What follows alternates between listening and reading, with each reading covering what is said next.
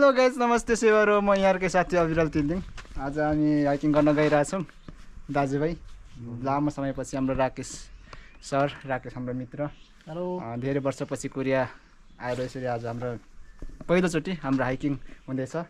अनि हाम्रो सुरज दाइ, हाम्रो चितवनको दाइ हुनुहुन्छ।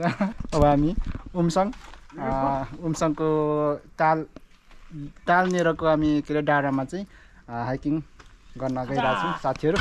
कृपया यो भिडियोलाई चाहिँ अन्तिमसम्म हेर्नु होला भन्दै अब हामी जान्छौँ है त।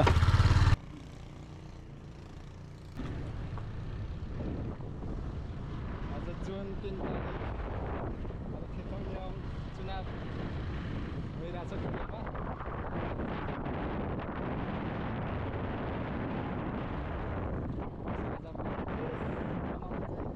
डाँडातिरको यात्रामा छौँ साथीहरू।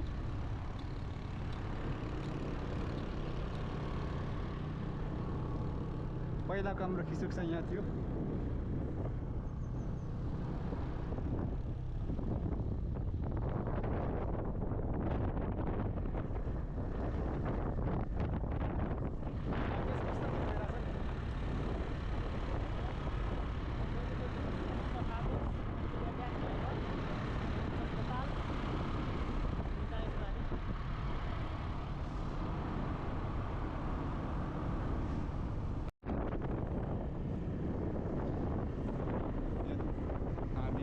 यहाँ देख्न सक्छौँ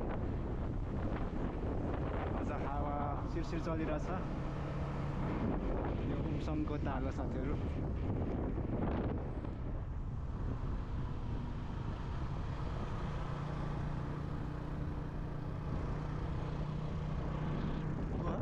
माथि हामी आज हाइकिङ गरेछौँ त्यो डाँडासम्मको यात्रामा हामी निस्केको हो हाइकिङ गर्नु। यता नि डाँडा छ, यता नि डाँडा छ, यता नि डाँडा छ। साथीहरू अब हामी गाडी यहाँ पार्किङ गर्नेछौँ। ल साथीहरू, फाइनली हामी छेसाङ पार्किङ आइपुग्यौँ। अब हामी यता माथि यो डाँडासम्मको हाम्रो आजको हाम्रो चाहिँ यात्रा रहनेछ हाइकिङ साथीहरू। हेर्नुहोस् यसको वरिपरि यस्तो छ। यो चाहिँ उमसङको खङवन ताकि पार्क नेपालीमा चाहिँ। अनि यहाँको यो छेसाङ पार्किङ स्थल यस्तो छ। आज हामी 3 दाजुभाइ अहिले 3 बजेसम्म ड्युटी गरेर हामी यसरी हाइकिङ गर्न निस्केका छौँ। र साथीहरू यहाँ फुल यसरी झिलिमिली फुलेको रहेछ।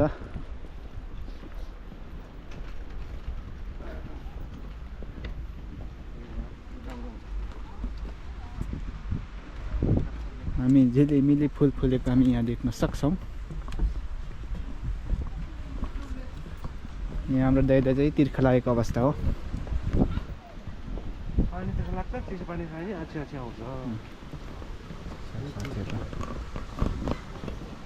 यहाँ अगाडि छ दाइले तिर्खा लागेछ। कति मजाले बस्ने ठाउँ बनाएको रहेछ है। यहाँ यो त पुरै हेर्दाखेरि त पुरै उ जस्तै देखिन्छ नि हो। के अरे यो के भन्छ, यो रुख जस्तै देखिन्छ। तर यो के अरे सबै यो उ हो नि है, सिमेन्ट हो नि होइन? होइन होला नि, सिमेन्टै हो। यसो उ गर्नुहोस् त सिमेन्टै हो नि। हो रहेछ यार, सिमेन्टै हो। तर हेर्दाखेरि चाहिँ काठ जस्तो देखिन्छ। हेर्दाखेरि काठ तर सिमेन्टै रहेछ। अनि साथीहरू यहाँ अङ्गुर, यो अङ्गुरको बोट पनि यहाँ लगाएको रहेछ। कस्तो फिल भइरहेछ हो दाजुभाइहरू? गाइज मौसम दामी छ, मौसम एकदम राम्रो छ नि। ल मित्रहरू, साथीहरू, अब हामी उकालो लाग्दैछौँ।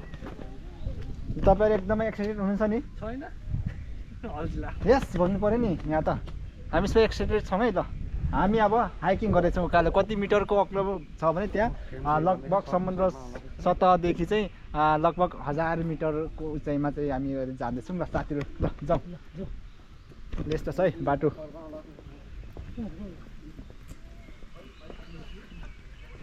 उकालो चढ्ने बाटो यस्तो छ साथीहरू। तपाईँहरू पनि यसको आसपास कहीँ कतै हुनुहुन्छ भने चाहिँ यो ठाउँमा आएर चाहिँ यहाँ चाहिँ हाइकिङ गर्न सक्नुहुनेछ। साथीहरू यहाँ चाहिँ पुरै हावादेखि चाहिँ यसरी पङ्खा चल्ने नि बनाएको रहेछ। हेर्नुहोस् न अब यस्तो भनेपछि विकसित देश भनेको विकसित देशै रहेछ हौ।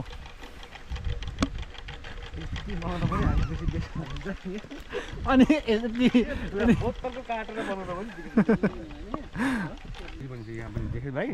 के भन्छ मेथेजी छुसी मासु मेथेजी भनेको चाहिँ अब बन्देल भनेको है साथीहरू। मेथेजीदेखि चाहिँ एकदमै होसियार हुनुहोस् भनेको रहेछ। यहाँ चाहिँ अब बन्देल पनि पाउँछ यो जङ्गलमा भनेको रहेछ। तर हामी बन्देल आयो भने त के अरे पुरै समाएर होइन कचाक कुचुक पार्ने हो नि त। 3 जना छौँ। ल अलिक छिटो छिटो हिँड्नु पऱ्यो है, रात पर्छ भरे। साथीहरू यस्तो छ यो बाटो, यो उकालो बाटो हिँड्दाखेरि, यो उकालो बाटोको हाइकिङ गर्दाखेरि चाहिँ मलाई गाउँघरको याद आउँछ। हेर्नुहोस् त यो हाम्रो गाउँमा लास्टै धेरै हुन्छ नि यो घाँस यस्तो छ। यहाँ यो कतावा पनि हुँदो रहेछ। कतावा भन्छौँ कि हामी चाहिँ। कतावा भनेको यो के अरे के भन्छ यो के निङ्गुरो निङ्गुरो निङ्गुरो। लगभग 2 मिनट भयो हामी यो कालो चढेको। 5 मिनटमा पुग्छ होइन? 5 मिनटमा पुग्नु पर्ने हो। तर हाम्रो दाइ चाहिँ अलिक हिँड्न सक्नु भएको छैन आज, सायद कामको थकानले गर्दा होला। अनि हाम्रो भर्खर नेपालदेखि आउनुभएको मित्र राकेश सर चाहिँ पुरै सुई अगाडि बढिराख्नु भएको छ। फेरि अन्नपूर्ण हिमाल चढेर नि आएको रहेछ क्या। ल यहाँ ऐसेलुको बोर्ड पनि देख्न पाइयो मित्रहरू। ऐसेलु क्यामेराम्यान, यता क्यामेराम्यान हाम्रो पुरै भिडियो बनाउँदै। यस्तो छ साथीहरू आजको हाम्रो ब्लग। यसरी आजको दिन चाहिँ बितिरहेछ। यो ठाउँ कस्तो लागिरहेछ राकेश? नेपाल जस्तै छ होइन? लागिरहेछ कुन ठाउँको नेपाल चाहिँ? डाँडा। नेपालको डाँडा नेपाल अब डाँडै काँडा नेपालको यो भिजिटर भन्दा भयो नि होइन एक ठाउँ पाहाडतिर एरिया हो जता पनि। अब ठिक छ साथीहरू। अब हामी केही समयको हामी विश्रामपछि अब फेरि हामी माथि उकालो चढ्दैछौँ। अब यहाँदेखि माथिको यो लास्ट पोइन्ट त्यहाँदेखि चाहिँ हामी उमसङको हामी अवलोकन गर्नेछौँ है। ल हामी जाउँ है अब बिस्तारै। त्यसपछि अब रुम फर्केर फेरि आजको खानाको व्यवस्था पनि गर्नुपर्ने छ। के गर्नु साथीहरू, परदेशी जिन्दगी।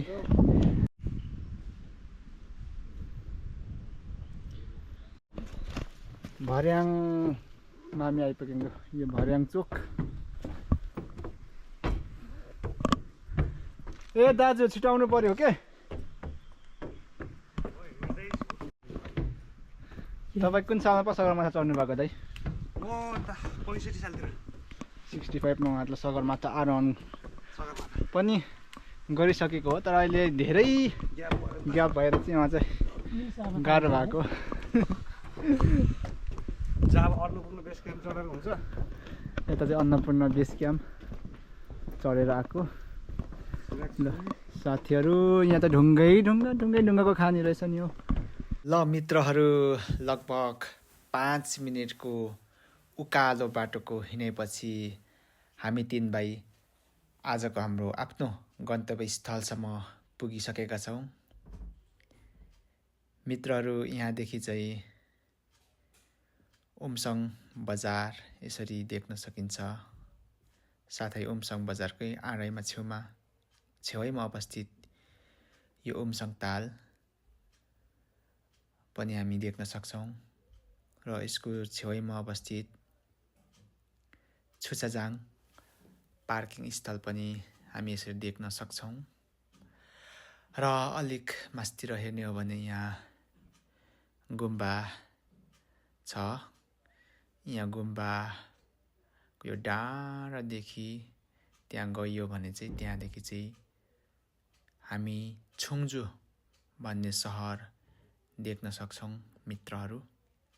पसिना आयो निकाल्यो पसिना आयो दाइ निकाले पसिना कतिको रमाइलो भयो नि आज त अलिक छिटै आएको जस्तो लाग्यो है अस्तिको भन्दा अलिक छिटै आयो जस्तो फिल भयो ल अनि हाम्रो राकेश सर चाहिँ पुरै सेल्फी उहाँको हेर्नु साथीहरू बडी नेपाल आए जस्तो फिल भयो मलाई चाहिँ रमाइलो भयो नि रमाइलो भयो रमाइलो फिल भयो नि है यो फर्स्ट टाइम आउनु भएको होइन अब 5 वर्ष बस्दा नि म यसरी रमाइलो गरेको थिइनँ यो कार्यकालमा चाहिँ एकदम रमाइलो भयो पहिलोचोटि आइकन कम्पनीमा आएको लगभग 20-25 दिन भयो होला हजुर रमाइलो लाग्यो आज छुट्टीको दिन छुट्टीको दिन रे काम गरेर आएको आज 3 बजीसम्म काम गरेर आएको छुट्टी नै भन्दा नि हुन्छ ल अनि अब यस्तै हो होइन जस्तै यहाँनिर यस्तो ठाउँहरू छ अब जस्तै यहाँ साथीहरू पनि यो उमसङ एरियामा हुनुहुन्छ भने है कहीँ कतै हुनुहुन्छ भने चाहिँ अब यो एरियामा चाहिँ उमसङमा चाहिँ आएर चाहिँ सर यहाँ चाहिँ आएर चाहिँ यसो भिजिट गर्न सक्नुहुनेछ भन्दै बाई बाई साथीहरू ल दाइ तपाईँ पनि बाई बाई भनिदिनुहोस् ल बाई बाई बाई बाई